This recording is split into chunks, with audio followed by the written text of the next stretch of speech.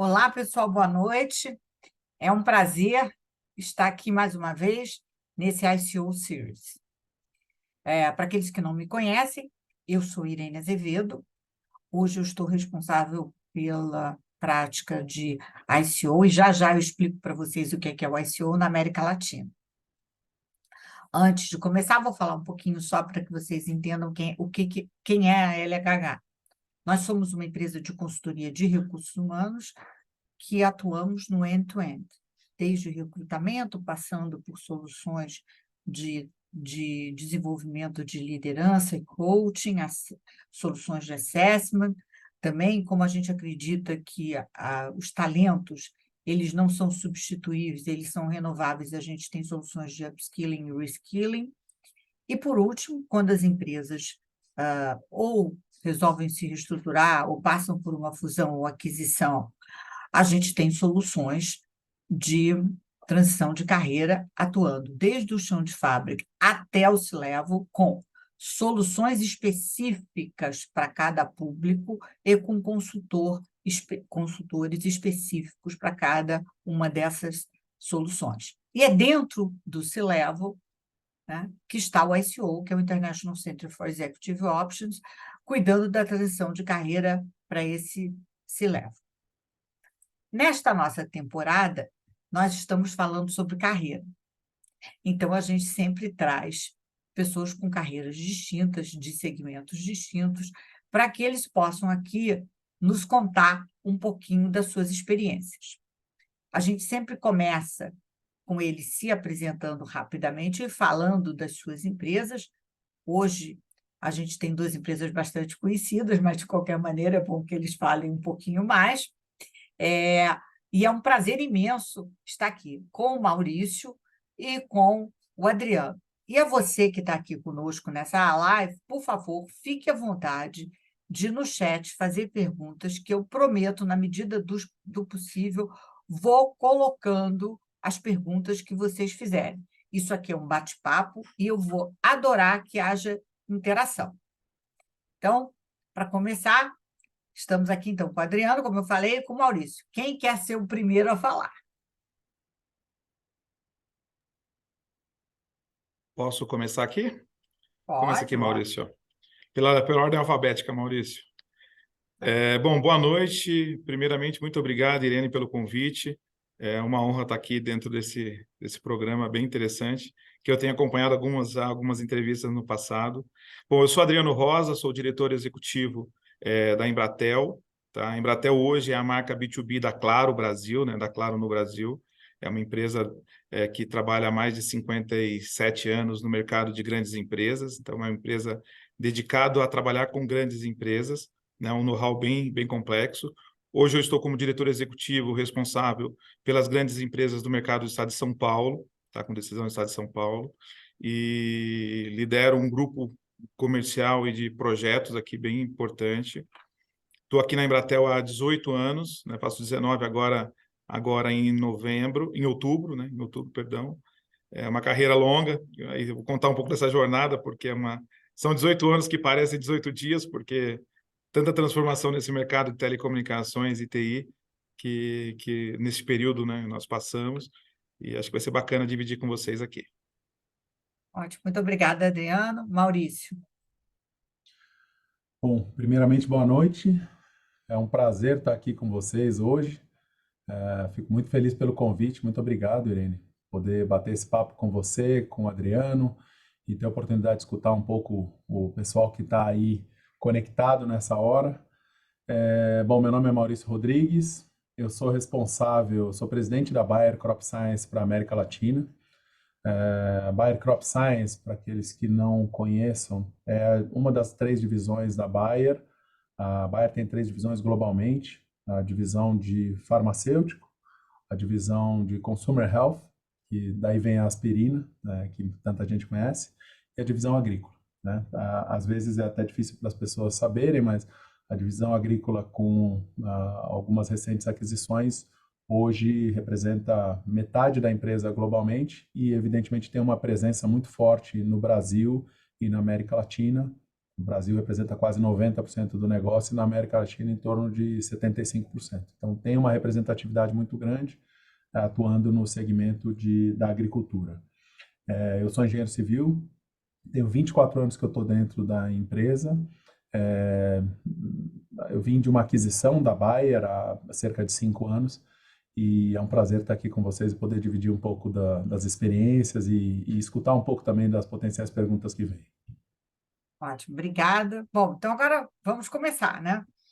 E eu, para começar, eu quero começar do início mesmo, né? Assim, como é que o início de carreira de vocês influenciou para que vocês chegassem, ou se influenciou e como que influenciou para que vocês chegassem até onde vocês chegaram? Você vai aí, Maurício? Vai tranquilo, Adriano. Bom, primeiramente, assim, influenciou bastante, né? Eu comecei a trabalhar muito jovem, né? Eu sou da época ainda, Irene, do office boy. Eu comecei acho que eu sou a última era dos office boys, eu acho, nessa vida, porque eu comecei como office boy com 15 anos, numa empresa, eu tive o privilégio de começar numa empresa de tecnologia, que era a Procomp, que era uma empresa de automação bancária que liderou esse mercado de automação bancária por muitos anos, ainda depois foi comprada pela Diebold, uma empresa americana, mas eu tive o privilégio de trabalhar dos 15 aos 23 anos nessa empresa, onde o que hoje nós contratamos dentro das nossas empresas como trainee, eu tive o privilégio de passar por diversas áreas. Assim, eu fiz um estágio que eu passei de contas a pagar, contas a receber, financeiro, administração de contratos, ou seja, me deu uma bagagem muito grande de empresa, muito novo, mas entendendo como funciona uma grande empresa, né? Ou seja, a grande dificuldade hoje são relações pessoais, né? Dentro das empresas e eu acho que eu nasci num mercado, numa empresa que era uma empresa de tecnologia, com pessoas extremamente competentes, assim, eram profissionais brilhantes e jovens querendo disruptar, porque era uma empresa que estava buscando liderar esse mercado de automação bancária. Então, foi eu me via numa empresa que eu me olhava tentando ser, quando eu crescer, eu quero ser igual a eles. Eu quero ser igual aqueles engenheiros, eu quero ser igual aqueles gestores que estão ali, porque me motivavam. Então, assim, acho que como você traça uma linha de carreira, eu tive o privilégio de ser um funcionário, até hoje são meus clientes, eu encontro alguns executivos, eu até brinco com eles que são meus clientes hoje aqui, né? Que eles não precisariam ter nem efetuar meus pagamentos, porque se eu soubesse tanto que eu aprendi e formou o meu caráter profissional ao longo desses anos, poderia ter sido de graça, né? E aí eu fiquei lá durante esse período, e a partir de 1999, eu entro para esse mercado de telecomunicações, que também é o início, né? Ou seja, eu fui a primeira turma de executivos de vendas que vieram de diversos mercados, então era profissional da IBM, profissional da AT&T, da Xerox, né? Tinham poucos profissionais nessa época, e eu fui um dos selecionados para entrar nessa época na Telefônica, aqui em São Paulo, início, em 99, primeira turma de executivos do mercado que foram contratados, e desde então eu fiz uma carreira dentro do mercado de telecomunicações. Então, é um mercado que era privatizado, ou seja, não tinha internet, não tinha nada abundante, não tinha telefone celular, não tinha link para comunicar, então foi feito um momento de transformação do país.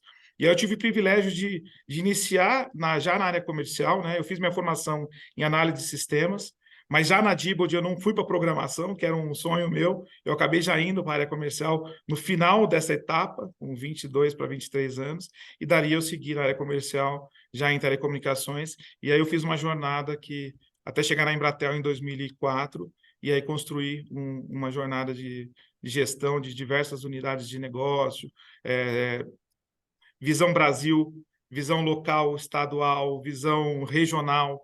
Então, assim, você começa a entender os Brasis que nós temos aqui, que são culturas distintas, forma de tomar a decisão distinta. Então, eu acho que, da sua pergunta, acho que a minha base de vir numa empresa que estava disputando o mercado, eu nascer ali dentro profissionalmente, um menino de 15 anos, e ingressar no mercado de telecomunicações, que vem se transformando até hoje, né? Nós não paramos de transformar até hoje. Eu acho que me ajudou a formar como profissional, como executivo, e entender um pouco mais do como que é o comportamento dentro das grandes empresas e saber navegar dentro das grandes empresas e se relacionar com as pessoas e se, principalmente para a área comercial, se relacionar com pessoas, né? Com clientes, com enfim. Então, esse é um pouco da minha jornada. Então, teve total influência. Muito bom, Adriano. Hoje, realmente não tem mais office boy, mas às vezes os menores começam como menores aprendizes, né? É verdade. E falando de 99, né, desse boom, vinha gente desde TI e gente de consumo, né? Porque foi uma enxurrada, né? O que se pegou de gente nessa época, eu era headhunter nessa época, então me lembro bem desse boom. Ótimo. Obrigada, Adriano. Maurício, agora nos conte um pouquinho como é que foi esse início e que influência teve na sua carreira, se teve, né? Influência na sua carreira futura. Uhum. Não, legal. Bom, acho que o primeiro ponto, como eu comentei anteriormente, eu sou formado em engenharia civil, né? Então, a minha formação é totalmente distinta do que acabou sendo as áreas em que eu trabalhei a partir do momento que eu saí da faculdade, né? Eu tive uma formação em engenharia civil, fiz estágios, tive esse período todo de aprendizado e entendimento, até me conscientizar de que, apesar de gostar da engenharia, eu não via aquilo como algo que eu gostaria de trabalhar, que era comum no início dos anos 90. Muitos dos engenheiros que estudaram comigo lá na USP acabaram indo ou para consultoria ou para bancos de investimento. Eu acabei rumando para bancos de investimento. Fui trabalhar em bancos de investimento em mesa de operações, tive a oportunidade de ser trainee de um banco, na época o BBA, hoje, né, parte do Itaú BBA. Acho que tive uma oportunidade de aprender muito lá e também mapeando um pouco do que eu queria fazer, né? Naquele momento eu entendi que a área financeira era algo que me interessava e eu acabei rumando para essa área financeira, migrando para uma área financeira de uma empresa, na época a empresa se chamava Monsanto, e começando a trilhar essa carreira.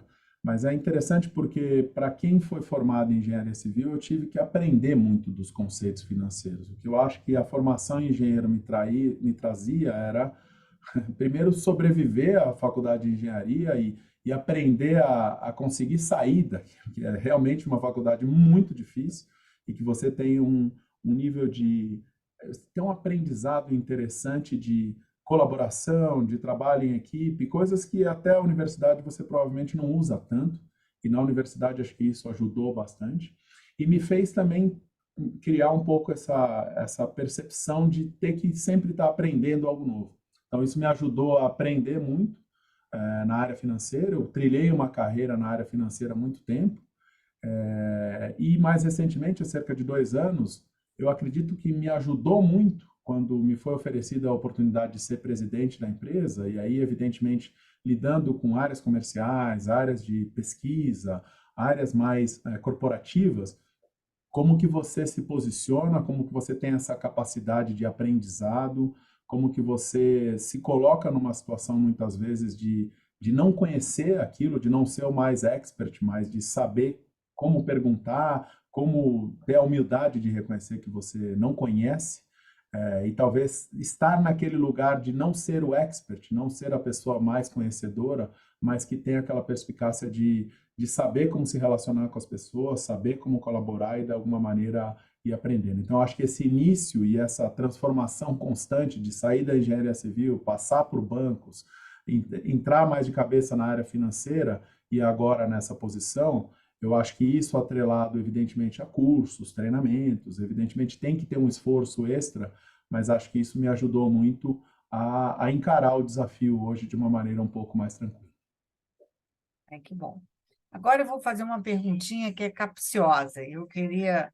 E algumas vezes eu vou introduzir algumas perguntas que eu não botei no roteiro, hein? Vou deixar vocês um pouco de saia curta. Mas essa eu queria saber. A gente hoje nos Estados Unidos fala muito em ressignificação do trabalho, a gente vê aqui no Brasil algumas pessoas falando disso também. Eu vi algumas pessoas que fizeram mudanças de carreira durante esse período. Vocês sentiram isso na organização e vocês mesmos estão internamente pensando em algo?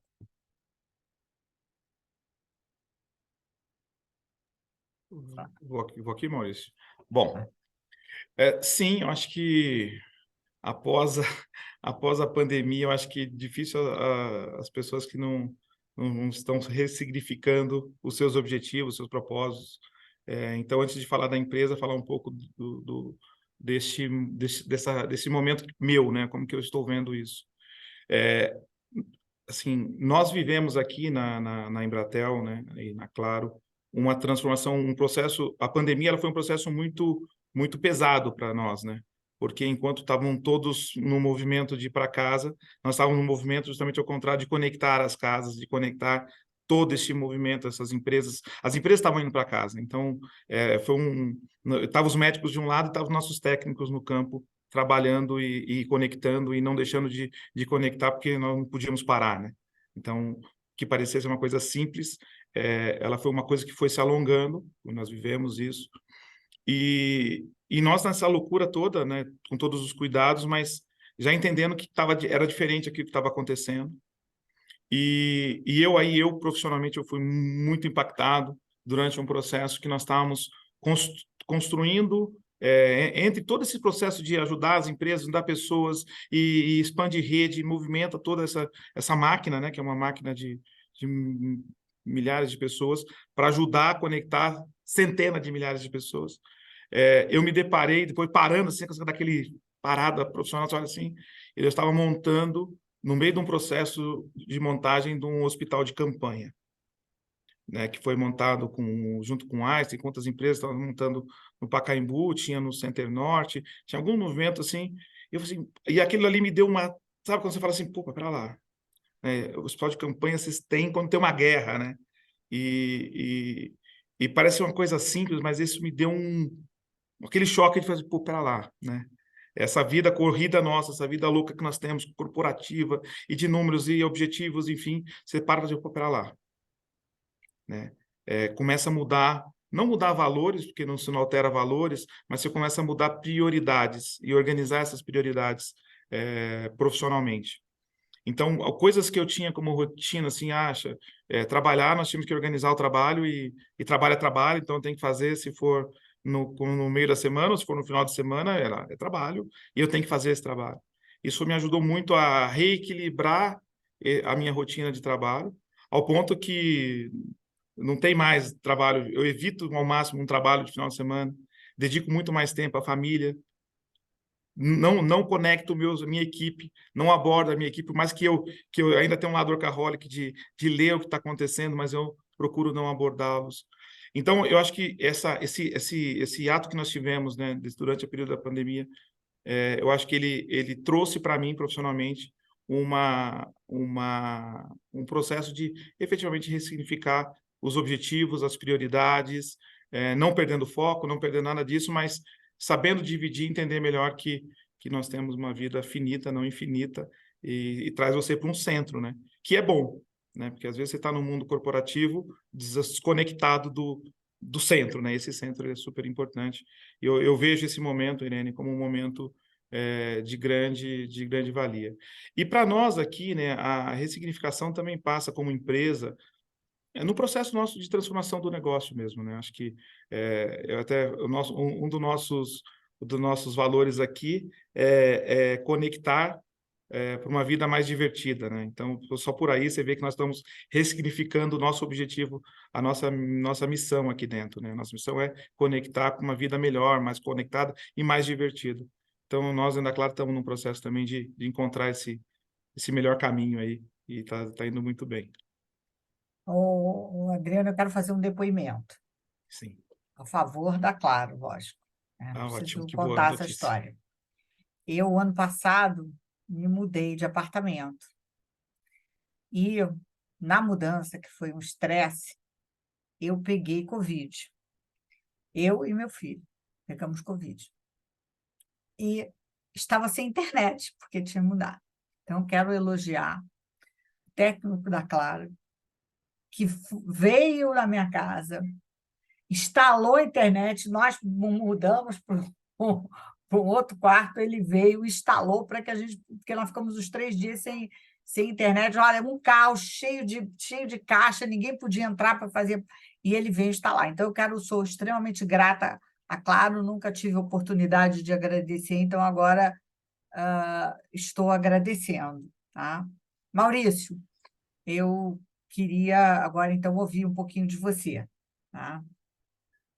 Ótimo. E eu estava ouvindo o Adriano falar e claramente muitas das coisas elas se assemelham, né? E querendo ou não, acho que para essa geração nossa que viveu esse momento da pandemia, sem dúvida, esse momento foi o maior movimento de ressignificação, sem dúvida, algo não esperado e não planejado, né? No meu caso, especificamente, eu diria que houve sim uma ressignificação importante, talvez até porque venho de uma geração que deve ser muito da mesma do Adriano, ou eu talvez um pouco mais velho, não sei, mas de termos sido criados num ambiente em que existe aquela competição máxima, em que existe aquela devoção quase que plena ao trabalho, como se nada mais tivesse sentido, né? Teve muitos anos em que era isso, era bonito você dizer que saía 8, 9, 10 horas do trabalho, que você não tirava férias, que você era aquela pessoa mais dedicada. E eu acho que já há um bom tempo a gente veio trabalhando naquilo.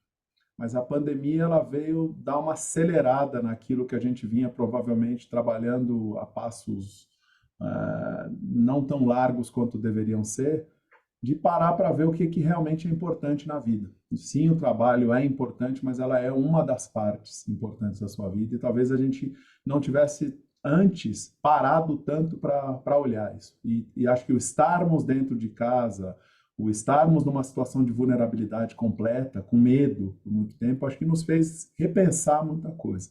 Eu, pessoalmente, tive a oportunidade, num momento que eu sempre tomo cuidado para falar isso, porque muita gente passou um período muito complexo, e eu posso dizer que, comparativamente, tive o privilégio de não ter nenhum tipo de falecimento dentro da família, ou de ter sofrido demais com a doença de maneira muito extensiva, mas dado todo aquele período que a gente vivia e dado todo o medo, eu tive o privilégio de poder ir morar na praia, que era algo que eu nunca imaginava que aquilo pudesse ocorrer. Como que era trabalhar remoto.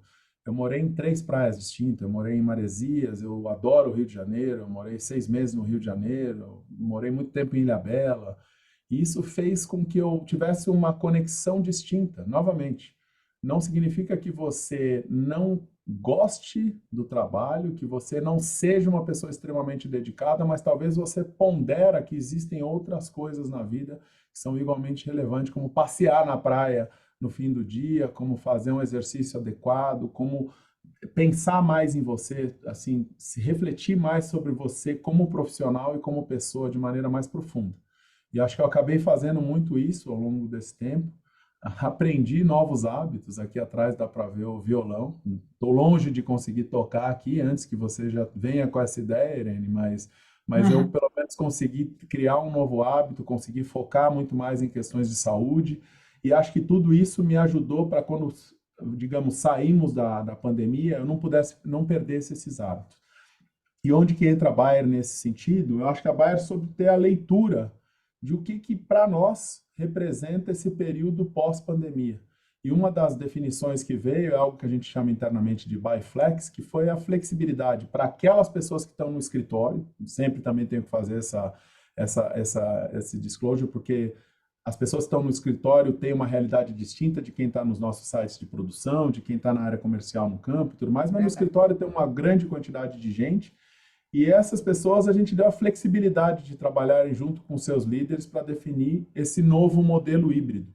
Então, muitas vezes alguém me pergunta quantas vezes as pessoas têm que ir no escritório, não tem uma regra. Cada um define essa regra pontualmente com seus líderes, com as suas necessidades, e eu acho que a gente vem num crescente dessa necessidade. Hoje, por exemplo, eu trabalhei o dia inteiro de casa, ontem eu estava no escritório, amanhã eu estou no escritório, e acho que essa flexibilidade também me dá condições de viver a minha vida pessoal de forma distinta. Eu adoro viajar, combinar viagens, muitas vezes de trabalho remoto. Acho que essa ressignificação foi muito grande e eu acho que dá uma longevidade para a gente maior como carreira e dá uma sensação de prazer e satisfação pessoal no dia a dia de trabalho muito distinta do que eu vivia anteriormente. Então, eu sinto como, apesar de toda a complexidade que veio da pandemia, ela de alguma forma nos fez evoluir em termos de ressignificação do trabalho. Ótimo, é verdade. Eu acho que algumas empresas, embora a gente vê algumas empresas num caminho de fazer todo mundo voltar para ser presencial, né? Então, eu fico feliz de ouvir esses relatos. A Monsanto a Monsanto e a Bayer sempre tiveram na frente, que eu me lembro que vocês têm a sexta-feira flex, não é isso? Sexta-feira à tarde, né? Vocês têm essa liberdade de fazer Nós alguma coisa que, né? temos a sexta-feira, como você bem chamou de flex, que termina às 1h30 da tarde aqui no Escritório do Brasil, então é sem dúvida um adicional. E, novamente, eu nem de longe estou dizendo que essa é uma regra que deva ser seguida, ou que Eu deveria sei, ser para cada todas empresa as tem a sua empresas. regra. Cada empresa entende a sua realidade, a sua necessidade, assim como mesmo dentro da nossa empresa, como eu bem destaquei, a gente tem ambientes distintos. Então, eu acho que não existe uma fórmula única, mas nos permitiu repensar qual era a nossa fórmula e que aparentemente vem funcionando, com muita gente trabalhando no escritório quando necessário e tendo essa flexibilidade de... Hoje mesmo eu falei com 4 pessoas do meu time, 3 delas estavam recém voltando de ir buscar o filho na escola. Acho que isso era uma coisa que era provavelmente impensado para muitos deles antes da pandemia. Eu fico feliz que a gente esteja tendo conseguido fazer esse tipo de balanceamento. Ótimo, que bom. Agora, eu vou incluir, dentro da pergunta que eu já tinha combinado, vou incluir uma pergunta. É o seguinte, eu acho que uma carreira, ela é feita de sucessos e insucessos. Então, eu queria perguntar, primeiro, um fato que vocês contassem, compartilhassem com a plateia, um fato que surpreendeu vocês durante esse período, pode ser na carreira, e também contassem para as pessoas um insucesso e o que vocês tiraram disso, né? Eu, essa eu peguei vocês, né? Mas pode começar com uma coisa que surpreendeu, que está, isso a gente já tinha combinado, né? Bom, eu vou começar aqui porque eu estou meio à frente aqui, o Maurício está deixando eu continuando aqui, Maurício. Bom, eu vou juntar as duas coisas, então. Vou falar do insucesso primeiro e depois eu falo do sucesso. Pode ser?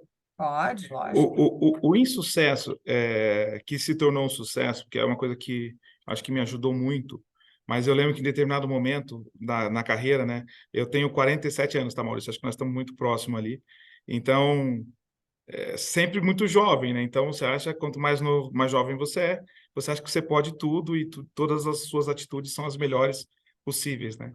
E eu lembro que em determinado momento, isso devia estar com 30 e alguma coisinha, eu fiquei por um período respondendo pro CEO, o presidente da Embratel, que é o José Formoso, que é o meu chefe hoje, mas eu fiquei um período lá substituindo uma diretora executiva, por um período até um pouco mais longo, foram quase 2 anos, mas eu tive que ficar substituindo e ligado direto ao CEO, o que eu imaginava que eu estava 100% preparado, né? Mas nesse interim, em paralelo a isso, e não por isso, né, eu tinha já me programado para iniciar um coach executivo, tá? E aí eu tive o privilégio de trabalhar, fazer esse período de responder e estar respondendo para o presidente da companhia e estar lidando com diretores executivos, com vice-presidentes, que com já uma experiência muito grande, eu achando que estava super preparado. E aí, nesse momento, eu era diretor de uma unidade de pequenas e médias empresas do Brasil, tá? Então, eu tinha uma visão Brasil, vivia viajando e tinha tendo as sessões de coach em paralelo, mas não focado neste processo, né? E aí a coach falou assim, poxa, vamos começar me conta um pouco do que está acontecendo nessa sua nova fase. Não olhar para o que você pensa, uma correção de rota, mas vamos tentar praticar o que você está vivendo, né? Fazer um coach online. Você vive, quando nós voltamos aqui, você conta um pouco. E aí eu lembro que teve uma reunião que eu estava com uma reunião do comitê executivo e um diretor executivo falava o seguinte, olha, precisamos...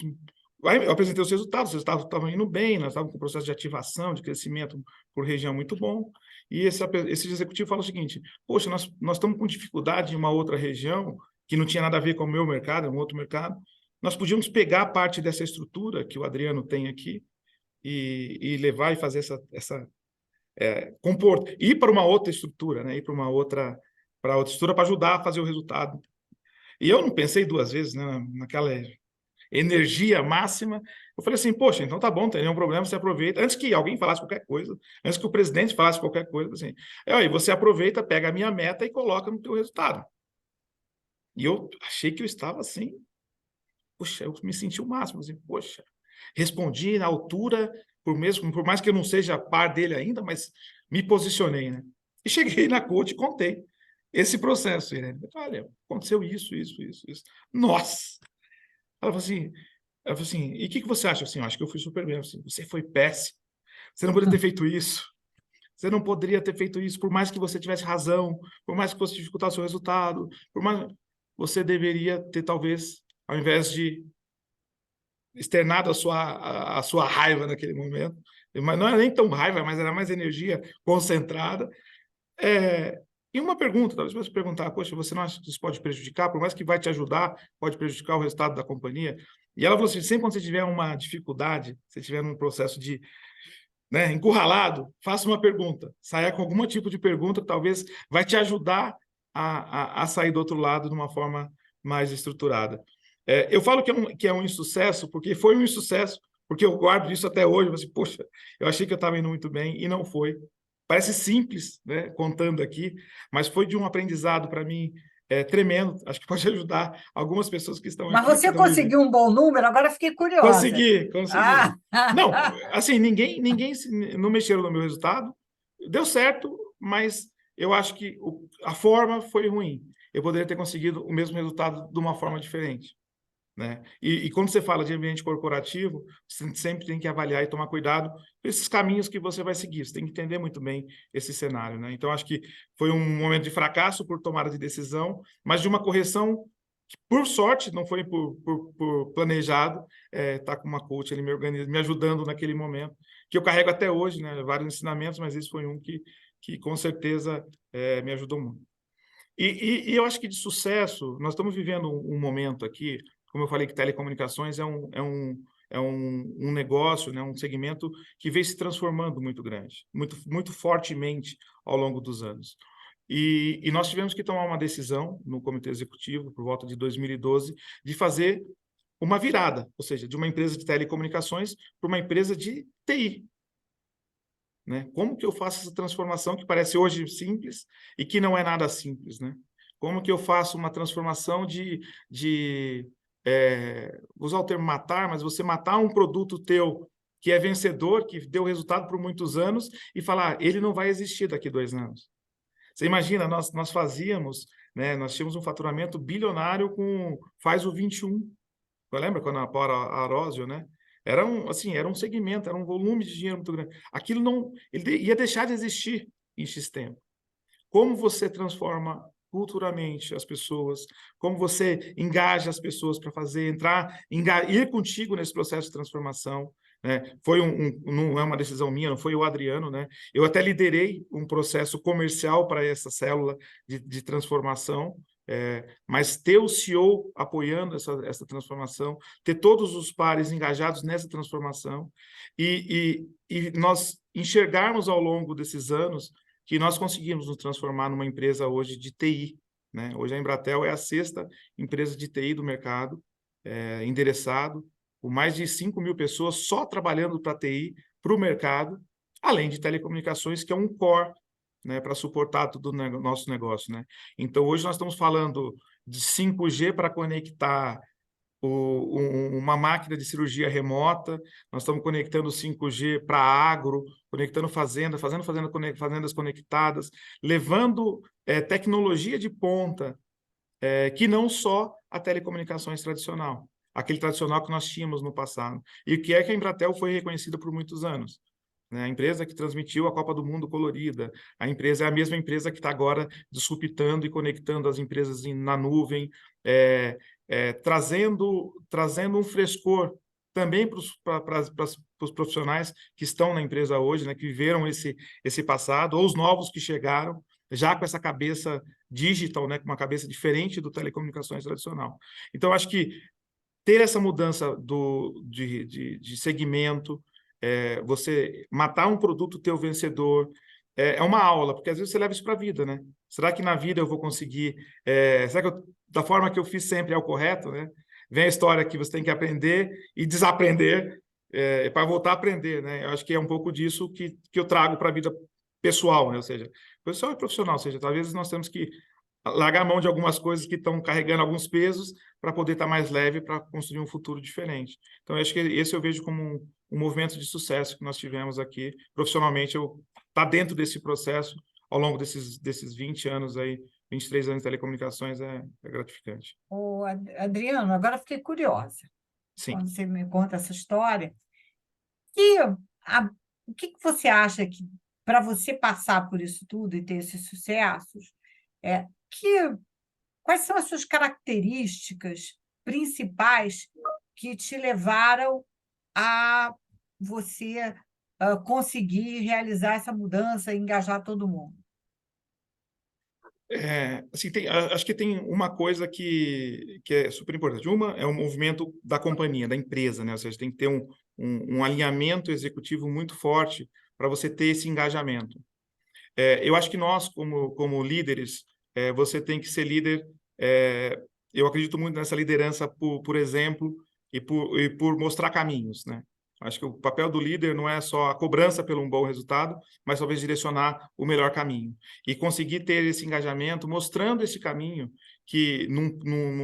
estruturando esse caminho e mostrando que profissionalmente essas pessoas, para serem os profissionais do futuro, elas teriam que dar um salto a mais. Então, não iria bastar ser um profundo conhecedor de soluções para a internet. Eles têm que ser um profundo conhecedor de soluções de internet e com segurança. Ele tem que ser um profundo conhecedor de voz, mas com plataformas de omnichannel. Então, foi um trabalho de construção, Irene, de uma trilha, sabe assim, onde você convida as pessoas. Lógico que dentro de um processo de transformação tão grande como foi o nosso, muitas pessoas não acompanharam, né? Não está preparado para a mudança, e outros por si só falam assim, poxa, eu quero estar nessa Embratel do futuro, né? Eu quero estar nessa transformação que vocês estão fazendo. Então, eu acho que o papel meu aqui, o papel como um dos líderes desse processo, foi justamente ter esse engajamento, ter essa liderança, por exemplo, e não só com o exemplo, mas mostrando a trilha, né? Acho que você construir uma trilha fica mais fácil das pessoas te seguirem. Obrigada.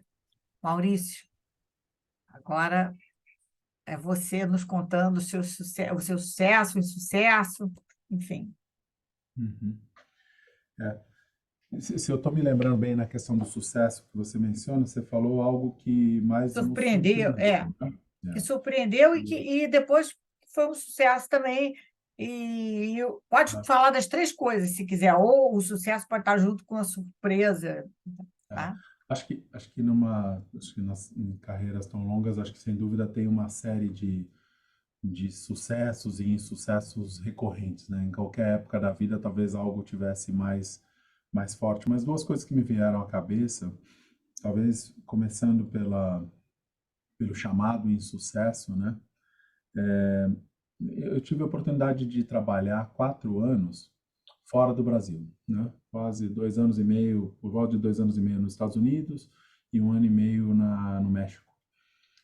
E eu, quando saí do Brasil, primeiro eu tinha uma percepção, como muita gente quando você trabalha num país há muito tempo, de que o mundo gira em torno daquele país, né? Então todos os problemas que existem, todas as soluções, elas estavam no Brasil. Na minha concepção era isso até aquele momento. O ir morar nos Estados Unidos, ele me fez repensar muitas dessas coisas, até pela dimensão, pela forma de ver, por ter que reaprender muitas coisas. Você chega lá, você não tem um crédito bancário, você chega lá, você não tem um acesso a nada, ninguém te conhece. Eu era aqui a pessoa que já tinha 11 anos de trajetória dentro daquela empresa, no momento, eu fui em 2010, né? E me ensinou muito a quantidade de erros, talvez até por uma certa arrogância, de você achar que as pessoas, você pode chegar lá e falar as coisas e você conhece muito bem. Mas depois de um tempo nos Estados Unidos eu me adaptei àquela cultura, uma cultura que tem um determinado perfil e era a sede da empresa na época. Quando eu fui mandado para o México e eu era o CFO do México, minha primeira função como sendo o líder de finanças de toda uma região, e não é o México especificamente, era todo o norte da América Latina, né? México, Colômbia e uma série de outros países. Então era uma experiência nova, do ponto de vista de gestão, de projeção, e trouxe muita pressão sobre mim naquele momento. E talvez eu subestimei essa pressão, talvez até pelo aspecto cultural. Eu tentei aplicar coisas que eu trouxe do Brasil e dos Estados Unidos para implementar no México e não funcionava nada. Porque culturalmente, seja numa mudança de empresa dentro do mesmo país, ou seja numa mudança da mesma empresa em países distintos, você tem que entender o ambiente. Você precisa ler o ambiente. Acho que muito do que o Adriano veio aprendendo ao longo do tempo e conseguindo dar essa guia para as pessoas é por ter uma boa leitura do ambiente. E eu acho que eu cometi muitos erros naqueles primeiros 4, 5 meses no México. Primeiro, por ter uma pressa. No México tem um outro timing que as coisas acontecem. E não é julgamento se é certo ou errado. É assim que as coisas acontecem lá. A vantagem, então, eu diria que eu atropelei muita coisa. A vantagem é que eu contei com bons coaches que puderam ver que eu estava errando e me ajudaram a corrigir a rota e conseguir reverter aquilo e ter a percepção do que eu deveria aprender da cultura para aí sim implementar o toque Maurício e conseguir fazer os acordos necessários. Acho que esse foi um primeiro caso focado no chamado insucesso, mas que normalmente é um aprendizado enorme para a carreira, né? E o segundo, só para não me alongar muito, na questão do sucesso, ou algo que me surpreendeu, você participou bastante disso, né, Irene, que foi quando nós fomos adquiridos, né? Nós participamos de um processo de aquisição. Eu trabalhava já há 19 anos numa empresa. Quando você trabalha há 19 anos numa empresa, ela é praticamente você é membro daquela família, né? Então, quando alguém adquire a empresa, adquire você. É como se a sua família estivesse mudando. E você tem uma série de dificuldades de entendimento da nova cultura, de rediscussões com relação aos seus valores, como que você vai se adaptar numa nova cultura, medos que aparecem das mais variadas formas. E eu pude contar com o apoio da Irene, que foi muito importante na época. Eu confesso, e eu já falei isso para você na época bastante, eu subestimava, talvez, o trabalho do que o coach poderia me dar naquela época, e quanto que isso me ajudou em termos de reflexão, de ressignificação, até de redefinição daquela carreira numa nova empresa, e quanto que isso me abriu portas para ser um caso de sucesso hoje. 5 anos depois, eu claramente tenho uma conexão muito grande com a Bayer. É como se eu trabalhasse aqui realmente há 25 anos. Eu acho que eu tenho condições de contribuir bastante. A empresa foi muito fiel e muito correta comigo, sempre me abriu oportunidades que eu nunca, eventualmente, até imaginaria que fosse ocorrer em tão pouco tempo. E eu acho que criou-se essa relação, mas ela foi muito em função de um bom trabalho, dessa transição, de haver uma percepção e contar com assessoramento adequado para conseguir fazer essa migração e estar hoje aqui numa nova função, mais ampliada e estar curtindo estar dentro da empresa e esperando muitos e muitos anos ainda. Maravilha ouvir isso. E quando eu escuto uma história dessas, o meu propósito é ajudar pessoas e organizações a encontrarem o seu único lugar no mundo. Então, quando eu ouço isso, a minha alma fica em alegria, né? Muito obrigada, eu fico muito feliz com isso, né? Muito bem. Agora, já que você falou de carreira internacional, vamos pegar esse tema, que é um tema que povoa, né, a mente, os corações dessa turma mais jovem, até das pessoas com 40, com 40, 50 anos. O que vocês acham que uma carreira internacional ela pode, eventualmente... Adriana, eu sei que você não teve isso, mas você pode, pelas pessoas que você já conheceu, também comentar. Ela pode influenciar, ou ela é boa para que a pessoa possa construir uma carreira mais sólida? Eu vou deixar isso para o Maurício começar. Isso, até porque ele teve a experiência. Ele teve a experiência, aí eu já falo na sequência. Tá ótimo. Não, tá perfeito. Bom, como eu disse, eu tive essa oportunidade. Eu diria 2 coisas. Primeiro, como eu já falei para muita gente, eu tive essa oportunidade e na época eu provavelmente não estava naquelas pessoas que queriam ir para fora. Eu tinha uma vida maravilhosa no Brasil, né, de ponto de vista pessoal, profissional. Eu sinceramente não achava que aquilo poderia me agregar muito. Então, eu talvez estivesse um pouco na contramão. Eu sabia que isso ia potencialmente acontecer em algum momento numa empresa multinacional e com o perfil que tinha, mas eu subestimava. Dito isso, a experiência para mim foi muito boa do ponto de vista pessoal e profissional em vários aspectos, seja do ponto de vista de aprendizado de novas culturas, de abertura de portas, no meu caso, auxiliou uma validação e um aprendizado que me propiciou voltar nas cadeiras que eu queria no momento, como sendo o CFO ou o diretor financeiro lá no México e depois no Brasil, ou seja, propiciou dentro do ambiente em que se inseria a empresa. Mas acho que eu tomo sempre bastante cuidado com isso, porque eu acho que carreira não é ciência, ela é arte muitas vezes, você precisa ir moldando ela. Não existe um modelo que funciona para todas as carreiras. Eu acho que tem muita gente que não vai ter essa experiência e vai ter outras experiências morando aqui, eventualmente fazendo outras coisas que vão ser tão ricas quanto eventualmente você ir para fora. Então, eu sinceramente não acredito que essa seja a única solução. Muitas vezes as pessoas veem só o lado existe um lado muito, principalmente com o advento da mídia social, tem um lado muito que se coloca uma aura, Romântico, se coloca uma romântico. aura, um manto como se fosse tudo perfeito, mas é um desafio. É você se desapegar dos amigos, é você se distanciar dos seus amigos, se distanciar da sua família, se distanciar das coisas que você gosta. Então, tem coisas que você claramente tem que abrir mão por um tempo, tem que saber negociar e tem que se preparar para aquilo. Eu diria até que eu me preparei menos do que eu devia, tá? Tive que aprender as coisas um pouco mais. Na época, não me preparei tanto, em 2010, talvez não tenha subestimado um pouco. É mais difícil, em muitos casos, do que se espera. Para aqueles que acreditam que aquilo faça sentido na sua carreira e também façam sentido do ponto de vista pessoal e que tenham a oportunidade, eu diria, vão por isso, aproveitem.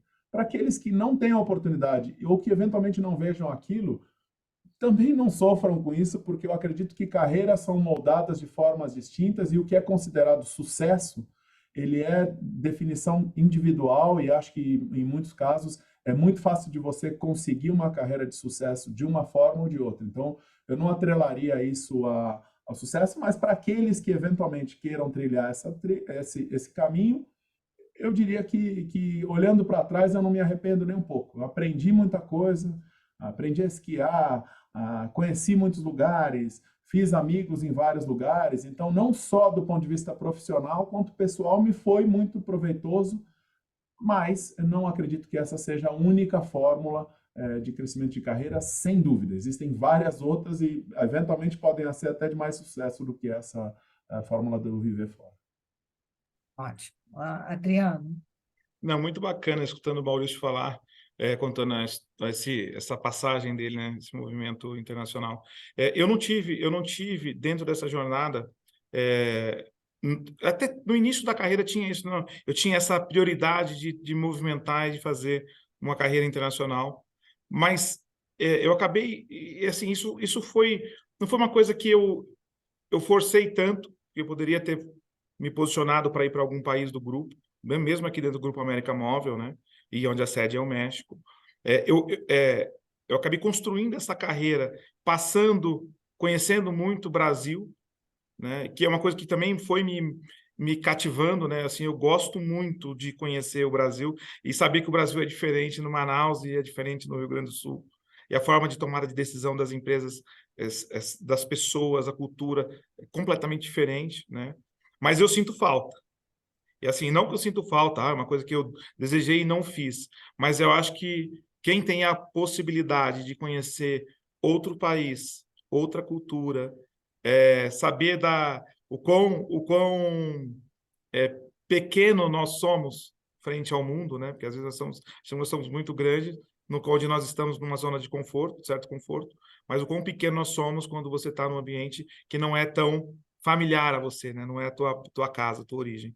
Então, eu super recomendo, né? Recomendo para a minha equipe, recomendo para o meu filho, recomendo, por mais que eu não tenha vivido esse processo. Hoje eu lidero um grupo aqui que é um relacionamento internacional, tenho contato com o pessoal nosso dos Estados Unidos, do México, do Chile e todos. Tenho um pouco da cultura, entendo mais da cultura desses países, por tantos anos falando com eles, mas eu acho que viver lá devia ter sido muito divertido, né? Devia ter sido uma experiência que eu não tive. Então, eu recomendo.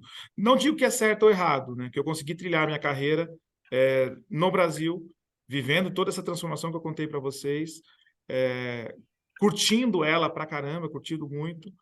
Então, não tem certo ou errado. Tem pessoas que vão ter essa possibilidade e pode construir uma carreira fantástica, e vão ter pessoas que vão fazer uma carreira internacional e vão ter sucesso, ou não, para os dois lados, né? Então, Você essa é a minha visão. você me permite, Lógico, Irene, só fazer um comentário, porque lógico. eu gostei bastante do que o Adriano comentou e queria fazer uma adição, né? Ele reforçou um ponto da questão de você ir para fora e você entender as coisas em que o Brasil eventualmente seja frágil. Mas se tem uma coisa também que ao longo desses 4 anos me ajudou, foi ver também tanta coisa boa que a gente faz e que eventualmente quando você está inserido aqui, você não consegue, né? Seja do ponto de vista profissional, trabalhar nos Estados Unidos, e muitas vezes a gente elogia tanto o nível de critério, o foco em processo, hoje na Alemanha, como que as pessoas são assertivas em relação a tempo, a nossa agilidade, a nossa flexibilidade, a nossa capacidade de criação, muitas vezes quando a gente está aqui, a gente acha aquilo normal, né? Quando você vai para fora, você tende a admirar aquilo muito mais, e do ponto de vista pessoal, sem dúvida, muitas coisas que a gente tem aqui no dia a dia que são normais para a gente, né? Seja do ponto de vista de temperatura, de clima e uma série de outras coisas, quando você vai para fora é impressionante como aquilo reluz, né? Então, acho que se tem uma coisa que morar fora me fez foi, eu sinto muita falta hoje em dia vivendo aqui de coisas que eu gostava de lá, e quando eu estava lá eu sentia muita falta daqui. Acho que essa beleza também de você olhar o seu país de outra forma. É isso aí. Como uma pessoa que acompanhei muitas carreiras, eu quero fazer 2 pontos que eu acho importantíssimos quando uma pessoa vai numa designação internacional. Se a pessoa está casada, tem família, a atenção tem que ser na adaptação da família. Porque eu já vi muitos casos, né, de pessoas que vão para fora e aí a mulher ou os filhos não se adaptam e a pessoa depois tem que voltar. E aí a situação muitas vezes fica muito complicada. Então, é excelente para a carreira da pessoa aí, mas não pode não prestar atenção na adaptação desse núcleo familiar, porque senão isso pode dar errado. E outra coisa, se você vai e você é mais velho, né, você tem que prestar atenção, se você vai em designação e não vai ficar lá eternamente, como vai ser a sua volta. Porque muitas vezes você pode não ter lugar mais no seu país de origem. Então, é ótimo porque exatamente exercita adaptação, adaptabilidade, exercita como é que se diz? Aprendizados novos, né? Então é ótimo conhecer novas culturas e tudo, mas a pessoa tem que olhar de outra forma. Vocês me desculpem, mas eu não pude deixar de fazer essa consideração, tá bom? Muito bem. Perfeito. Então, agora que a gente está falando de mudança de país, e a mudança, para terminar, que já estamos quase chegando ao final, passa rápido, né? Como passa rápido? Última coisa, é que aí a gente pode até falar sobre essa mudança de empresa, como é que vocês veem, e eu quero pegar vocês nessa pergunta, até porque vocês fizeram uma carreira sólida, né? Em organizações, mais de 10 anos, e nas organizações e tudo mais. Como é que vocês veem essas mudanças de empresa, de carreira, para a carreira das pessoas? E aí, por final, falando disso, vocês aí deem um recado final para as pessoas que estão aqui nos ouvindo. Bom, eu vou seguir aqui. Assim, eu tive um início de carreira onde eu mudei mais, né? Então, eu passei 2 anos na Telefônica, passei 4 anos na Telemar e estou 18 anos aqui. Então, assim, eu fiz quando mais jovem, eu fiz um movimento de entender o caminho que eu queria seguir, encontrar. E a partir do momento que eu encontrei uma empresa, naquele momento, que ela preenchia os meus objetivos profissionais, de cultura, de ambiente, de valores, principalmente, eu fiz com que esses 18 anos parecessem 18 dias. Eu venho trabalhar e toco o dia a dia hoje da mesma forma que eu tocava em 2004, quando eu comecei aqui. Então, acho que não tem certo ou errado sobre estar por longa data numa empresa ou conhecer novas experiências, porque você pode ter grandes e boas experiências, como eu tenho o prazer de dizer que tenho aqui no Grupo Claro Brasil, na Embratel, e passar por toda essa transformação que ocorreu no mercado onde eu estou, e numa empresa que tem valores que casam com os meus valores, eu não precisaria mudar para estar feliz. Posso até mudar, mas eu não precisaria, eu não necessitei dessa mudança. Então, eu acho que se você encontra um ambiente que te propicia isso, você tem que curtir pra caramba e pé embaixo, acelera e viva esse momento, né? Curta esse período, porque passa rápido e eu nunca imaginei estar 18 anos, tá? Dentro de uma empresa. Assim, poxa, eu nunca imaginei.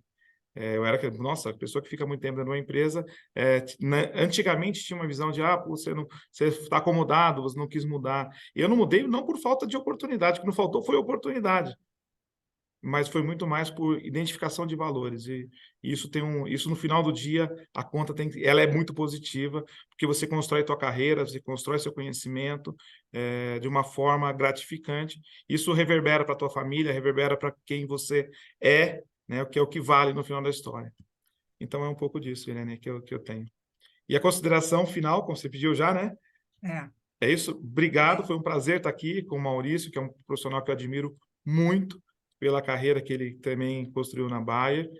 Você também, por ter nos convidado, e teu time que nos suportou tão bem aqui. E ficamos abertos, se o pessoal quiser mandar pelo LinkedIn algum tipo de pergunta, alguma coisa, estou 100% à disposição. Obrigada, Adriano. Maurício, querido. Tá ótimo. Bom, primeiro, assim, muito do que o Adriano comentou, eu concordo plenamente, vou tentar não ser repetitivo, mas tive a oportunidade, acho que, de alguma mudança no início da minha carreira, quando eu estava buscando esse entendimento do que eu queria fazer, né? E eu digo início, inclusive no período de estágio, para você identificar o que efetivamente você gostaria de fazer, e acho que isso ajudou naquela época, sinceramente. Mas tal como ele comentou, eu entrei numa empresa em 99 e fiquei nessa mesma empresa até 2018. E em 19 anos nessa empresa eu mudei 12 vezes de função, eu morei em outros 2 países além do Brasil, eu liderei equipes de formas totalmente distintas, então eu também nunca me senti naquele período como numa empresa parado, sem aprendizado. Acho que tive a oportunidade de vivenciar isso. E depois, quando a empresa foi adquirida, da mesma forma, isso acabou continuando e, querendo ou não, eu tive uma vivência de uma outra empresa, porque por mais que a gente conte como contínuo, mas são 2 culturas bastante distintas e acho que trouxe muito aprendizado. E talvez, acho que eu só reforçar, não acredito que exista uma fórmula única, cada um tem condições de entender, desde que você se sinta motivado, como o Adriano já comentou, aprendendo, acho que, e conectado aos valores daquelas empresas, acho que faz todo sentido ou ficar ou buscar algo que te interesse em algum outro lugar. E só como mensagem final, também só agradecer a vocês, agradecer a todo mundo que aí se conectou para escutar um pouco esse bate-papo. Agradecer a você, Adriano, pelo bate-papo, Irene, pelo convite e todo o pessoal da técnica aí que nos suportou para que a gente tivesse esse bate-papo tão rico aqui com vocês. Muito obrigada, Maurício. Isso fica no nosso canal. Depois a gente disponibiliza o link para que vocês possam, porque fica gravado, as pessoas assistem depois, muita gente não pôde assistir, mas assiste, então vai ficar, a gente disponibiliza o link no LinkedIn. E eu também, para as pessoas conhecidas, eu disponibilizo o link também desta gravação. E eu, para terminar, então, quero deixar como mensagem final exatamente isso. A gente só deve mudar de empresa quando a gente não tem mais nenhum aprendizado a fazer. enquanto a gente tiver aprendizados, a gente está crescendo e a gente tem que continuar na empresa, né? Mas, no momento em que chegou, não tenho mais aprendizado, aí sim é a hora de eu mudar. Então, como vocês dois contaram, a empresa de vocês está oferecendo constantemente aprendizados. Então, eventualmente, não há essa necessidade de mudança. Quero agradecer aos dois pela presença, foi excelente o bate-papo, passou rapidinho, né? E desejar a todos que aqui participaram. Já vi que tem a Kátia agradecendo pelos valiosos insights, agradecer a todos que aqui presentes e espero vocês que participaram encontrar no nosso próximo ICO Series. E a você, Adriano e Maurício, mais uma vez, muito obrigada, tá? Muito obrigada mesmo, tá? Tchau, gente. Um grande abraço, tá? Tchau.